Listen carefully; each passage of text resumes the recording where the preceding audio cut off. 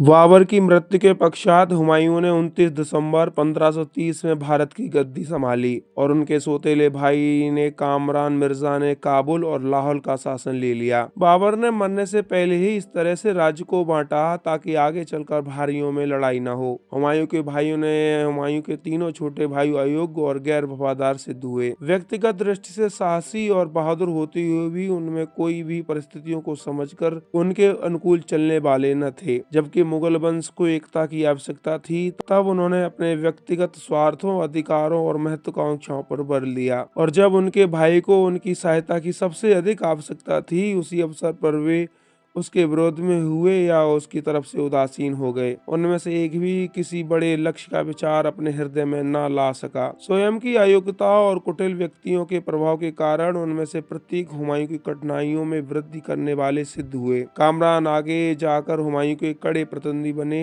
हुमायूं का शासन अफगानिस्तान, पाकिस्तान और उत्तर भारत के हिस्सों पर 1530 से 1540 और फिर 1555 से 1556 तक रहा। भारत में उन्हें शेरशाह सूरी ने बेलग्राम के युद्ध में पराजित कर दिया था उन्होंने भारत से निर्वासित होना पड़ा। उन्होंने निर्वासन का कुछ समय काबुल, सिंध, अमरकोट में बिताया। अंत में ईरान के शासक तहमास्प के पास शरण ली। ईरान के शासक की मदद से उन्होंने काबुल, कंधार में मध्य एशिया के क्षेत्रों को जीता। उन्होंने 1555 ईस्वी में शेरशाह सूरी के अधिकारियों को हराकर एक बार फिर दिल्ली, आगरा पर अधिकार कर लिया। 1556 में उनकी मृत्यु दीन पनाह भवन की सीढ़ियों से गिरकर दिल्ली में हो गई थी। इसके साथ ही मुगल दरबार की संस्कृति मध्य एशियन के ईरानी होती चली गई। हुमायूं के बेटे का नाम जलालुद्दीन मोहम्मद अकबर था। हुमायूं की मृत्यु के समय उनके इकलौते पुत्र अकबर पंजाब के कालानौर में थे। उन्हें वहीं पर शासक घोषित कर दिया गया था। 1556 में जब अकबर का राज्याभिषेक हुआ तो उनका साम्राज्य दिल्ली, पंजाब आदि के क्षेत्र तक ही सीमित था। बिहार पर प्रत्यक्ष नियंत्रण नहीं था। अकबर के राज्याभिषेक के समय बिहार में अफगान के करनानी वंश का शासक था, जिसके संस्थापक ताज खां करानी थे। अकबर के समय बिहार का प्रमुख सुलेमान खां करानी थे, जिसका अकबर के साथ मित्रवत व्यवहार था। सुलेमान खां करानी की मृत्यु के बाद बिहार के प्रमुख दैद खां